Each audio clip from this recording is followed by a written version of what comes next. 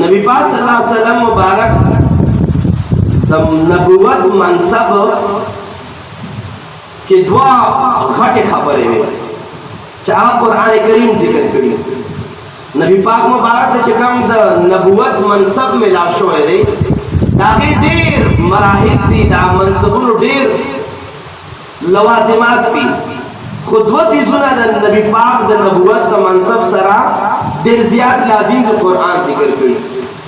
الله پاک فرمایي قرآن کریم کې توجه غواړم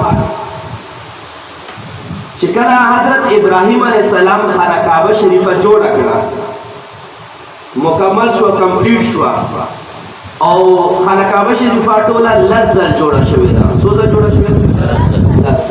بس چې لسم ځل باندې جوړه ده تر اوسه پورې جوړه مرمت کېږي، خو خانه کعبه شریفې چې کومه کوټه مبارکه ده دا صرف لس ځل جوړه شوې ده. اول ځل فرشتو جوړه کړې ده او په څلورم ځل باندې ابراهیم علیه السلام جوړه کړه چې کله ومنځ کې طوفان نوح وغیره راغلل نو حضرت ابراهیم علیه السلام جوړه کړه.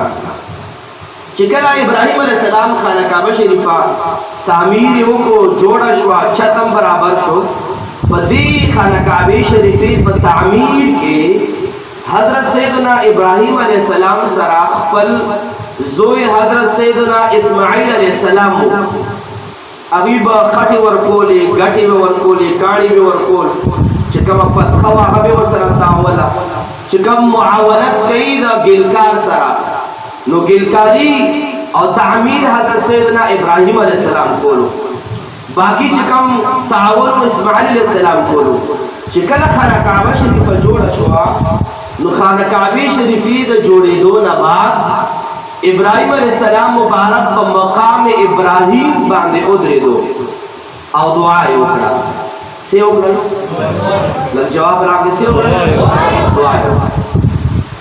دعا یې دا وکړه، اوږده دعا ده، خو په دغې دعا کې مقصود دا چې یا الله پاک هغه نبي چې کوم نبي په خاطر باندې دغه کائنات وجود ته راغلي، هغه نبي عظیم چې تمامو پیغمبرانو وجود د هغې نبي په خاطر باندې راغلی، هغه نبي محتشم چې عزتونه او کمالات او فیوزات دغه تمام جهان کې چا ته ملاو دي هغې په خاطر باندې ورته ملاو شوي.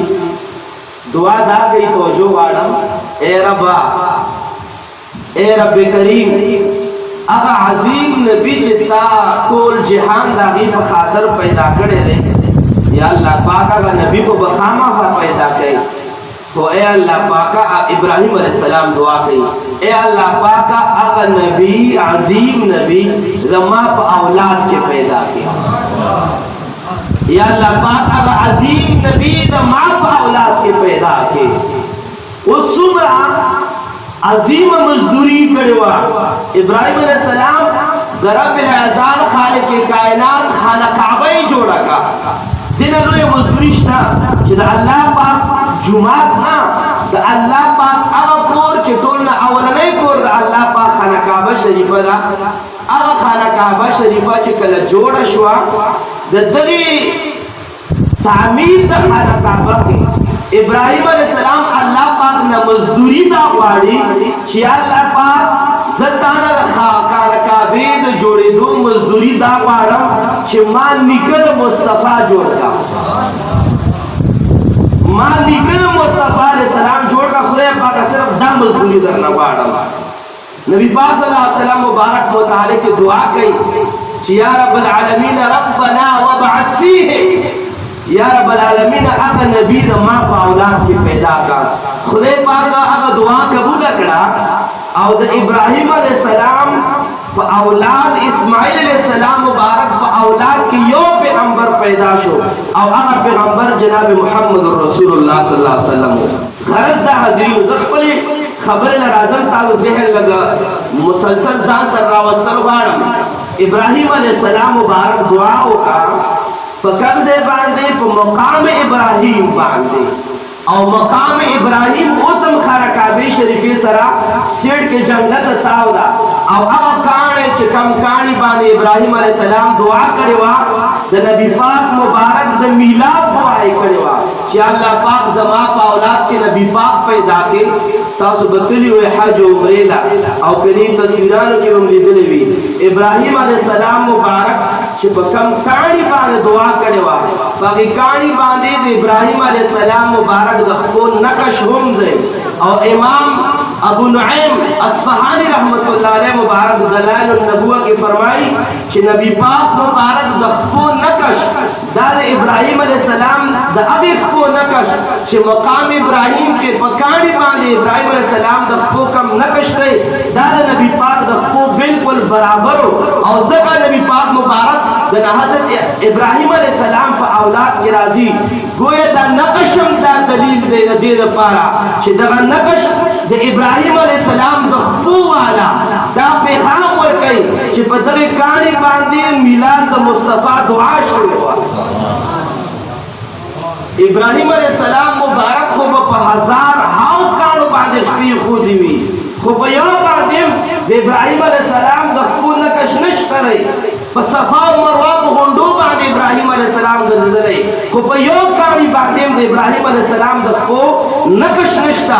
صرف په مقام ابراهیم کې چې کم کاڼی دی په هغې کې نقش د حضرت ابراهیم علیه السلام د خپل نو په دې ځای باندې ولې راغی علما لیکي ځکه چې په دې ځای باندې د حضرت سیدنا جناب محمد رسول الله صلی الله مبارک د ولادت و سعادت دعا غوښتلی شوې وه ځکه په دې ځای کې د حضرت ابراهیم علیه السلام د خپل نقش راغلی. خبره خپل ځای له راوستل غواړم ستاسو توجه سره. ابراهیم علیه السلام چې کله دعا کوي ابراهیم علیه السلام چې کله دعا کوي چې یا الله ما له هغه نبي زما په بچو کې پیدا کړي بیا د دغې دعا نه بعد دوه خبرې ذکر کوي ویعلمهم الکتاب ویزکیهم. یا الله پاک هغه نبی د ما په اولاد کې پیدا کړي چې د ستا د کتاب علم به م خلکو له ورکوي ویزکیهم او خلک به د ګناهونو د بد اخلاقو نه هم پاکوي. گویا د نبی پاک د نبوت منصب دا دی چې نبی پاک مبارک خلکو له به د علم د قرآن علم به ورکوي.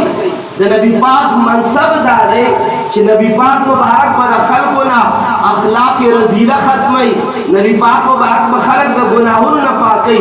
نو دا د نبی پاک منصب دی